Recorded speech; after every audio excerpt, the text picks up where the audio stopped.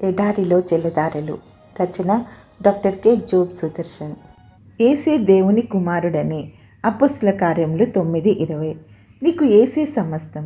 యేసు దొరికితే మరింకేదీ లేదు. యేసును మదిలో నింపుకుంటే ఇక కొరతేమీ లేదు. ఈ నామమే అత్యున్నత నామం. ఇదే ఘననామం. ఈ నామంలోనే రక్షణ, పాపికి నిరీక్షణ. యేసుక్రీస్తు దొరికితే ఆ ప్రాణికి మరింకేదీ అక్కర్లేదు.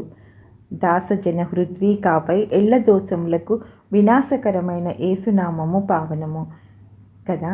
యేసు ప్రభు 12 మంది అపోస్తుల పేర్లు పరమ యెరూషలేము 12 పునాదులపై వ్రాసి ఉంటాయట. యేసునామం ధరించి జయించిన వారు భూమిపై ఆయనతో కూడా ఏలుతారట. వారు ఆయన స్వకీయ సాంపాద్యమట. యేసు రంగు పులుముకో, యేసు పతాకం చేవును, యేసు బాసికం కట్టుకో, యేసు గంధం పూసుకో, యేసులో మునిగిపో. యేసుక్రీస్తుని పుణ్యవస్త్రము ఏ మరొక మైదాల్చరే అంటూ భక్త కవి ప్రోత్సహిస్తున్నాడు. పానకం కన్నా, జున్ను కన్నా, జుంటి తేనె దారుల కన్నా, గుమ్మపాల కన్నా యేసు నామస్మరణ అతి ప్రియం. పేదల పాలిట కొంగు బంగారం, దీనులకు కొండంత అండ. 1000 నాలుకలతో కీర్తించిన తృప్తి లేదు, అంతులేదు. యేసు నామస్మరణ మనకు దక్కిన అపురూప భాగ్యం. తిండి తిప్పలు మానేసి, జీవన వ్యాపారాలు మానేసి, యేసు స్మరణలో, ఆయన భజనలో దివారాత్రులు ఉండిపోగలిగితే ఎంత మేలు. యేసునామం తలుచుకుంటేనే ఆనంద పారవశ్యం. సకల స్తుతి ఘనత మహిమలకు ఆయనే అర్హుడు.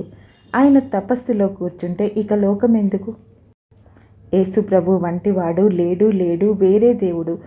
పాపాలను బాపి పరలోకానికి చేర్చే పరంధాముడు.